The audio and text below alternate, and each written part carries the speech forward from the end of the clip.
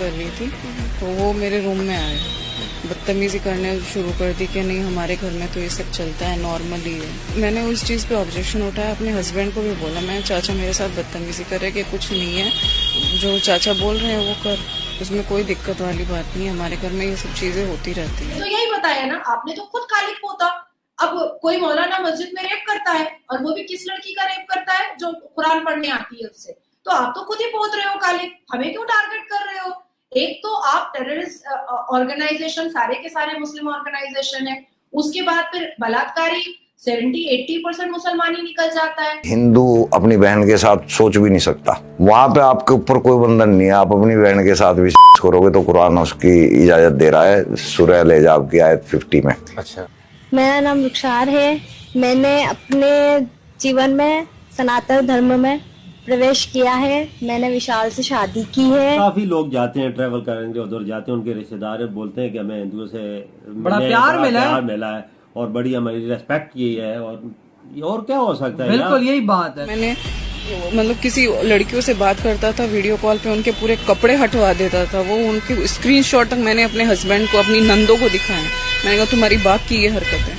मुल्ला मौलवी बलात्कारी निकल जाता है। न्यूज चैनल पर जो इस्लामिक स्कॉलर बैठते हैं वो महिलाओं को देख करके अभद्र शब्दावली का इस्तेमाल करते हैं। तो आपका इस्लाम कितना खूबसूरत है ये परिचय तो आप खुद दे रहे हो। जय हिंद दोस्तों मुस्लिम महिला ने पूरी दुनिया के समक्ष इस्लाम का पर्दाफाश करते हुए यह बता दिया है कि मेरा तो ससुर ही मुझे इतनी गंदी नजरों से देखता है कि उसके डरों की वजह से मैंने इस्लाम का त्याग करके सनातन को स्वीकार कर लिया।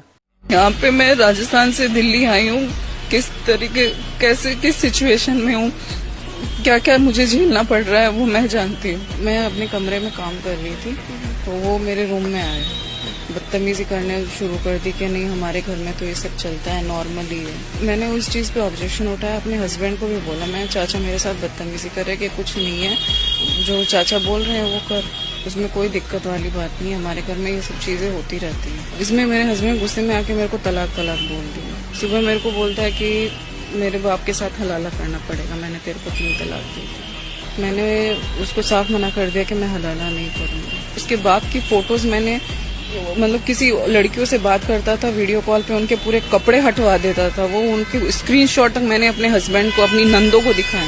मैंने कहा तुम्हारी बाप की ये हरकत है। छोटी छोटी बच्चियों के साथ, मतलब छोटी छोटी बच्चियों की वीडियो बनाना, जो मेरी बेटी के साथ खेलने आती थी घर में उनके। अब दरअसल यह तो आप लोग जानते ही हो कि इस्लाम धर्म में आज भी कितने ज्यादा रूढ़िवादी और छोटी मानसिकता के लोग होते हैं, और यही सब कुछ हमें एक बार फिर से देखने को मिला है। रोते हुए यहाँ पर जो मुस्लिम महिला हमें दिख रही है, तो उसका कहना है कि मेरे ससुर मुझे और मेरी बच्ची को इतनी गंदी नजरों से देखते हैं कि मैंने आज इस्लाम धर्म का त्याग करके सनातन धर्म को स्वीकार कर लिया है। उस महिला का रोते हुए कहना था कि मेरा पति तो मेरे शरीर का भूखा रहता ही है, लेकिन हद तो तब हो जाती है जब मेरा ससुर भी बिल्कुल इसी चक्कर में बैठा रहता है, और ना केवल वो मुझे गलत नजरों से देखता है बल्कि मेरी बच्ची और उसकी जो सहेलियां आती हैं उसको भी बहुत ही गलत नजरों से देखता है। उस महिला ने बताया कि मेरी बच्ची एक छोटी सी बच्ची है, तो आसपास की छोटी छोटी बच्चियां उसके साथ खेलने को मेरे घर पे आ जाती हैं, तो मेरा ससुर इन सब को बातों में लगाकर उनकी अभद्र और अश्लील फोटो को मोबाइल में खींच लेता है और बाद में एकांत में उन्हें देखकर गंदे काम करता है। उस महिला ने आगे रोते हुए कहा कि जब यह सब कुछ मैंने अपने पति को बताया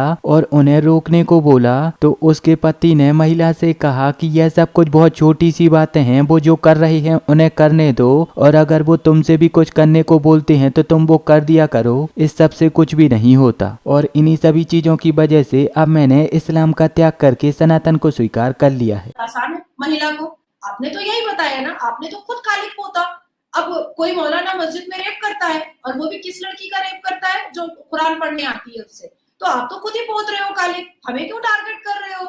एक तो आप टेररिस्ट ऑर्गेनाइजेशन, सारे के सारे मुस्लिम ऑर्गेनाइजेशन है, उसके बाद फिर बलात्कारी 70-80% मुसलमान ही निकल जाता है, मुल्ला मौलवी बलात्कारी निकल जाता है। न्यूज चैनल पर जो इस्लामिक स्कॉलर बैठते हैं वो महिलाओं को देख करके अभद्र शब्दावली का इस्तेमाल करते हैं। तो आपका इस्लाम कितना खूबसूरत है ये परिचय तो आप खुद दे रहे हो, हमें क्यों टारगेट कर रहे हो? हमें टारगेट करने की जरूरत ही नहीं है। या देश के और लोगों को टारगेट करने की जरूरत नहीं है कि हम मुसलमान हैं इसलिए हमको ऐसे कहा जा रहा है। अरे भाई आप कर रहे हो, साबित हो रहा है, आप कर रहे हो, आप साबित हो रहा है।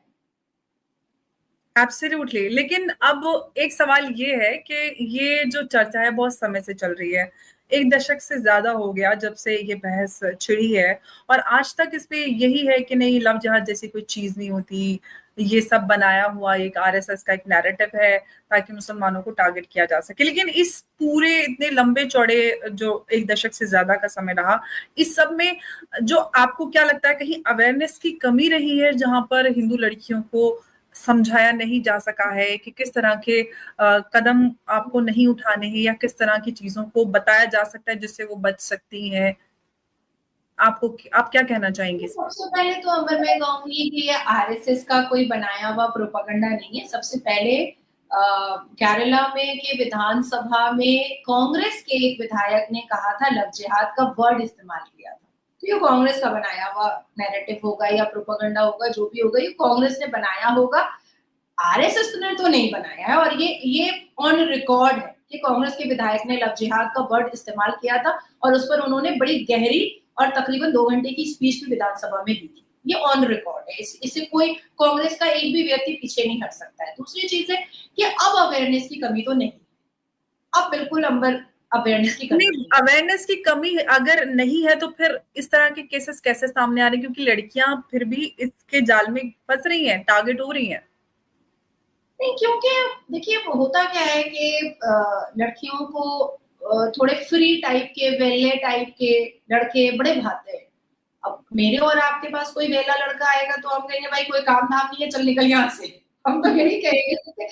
हम लोग बहुत बिजी रहते हैं, अपने जरूरत की बेसिक नीड के सामान भी लेने के लिए हम कम से कम 5 बार इग्नोर करते, छोड़ो कल ले लेंगे, छोड़ो 2 दिन बाद ले लेंगे, बिकॉज हमारे लिए हमारी फर्स्ट प्रायोरिटी जो होती है वो हमारा काम होती है, हमारा प्रोफेशन होती है।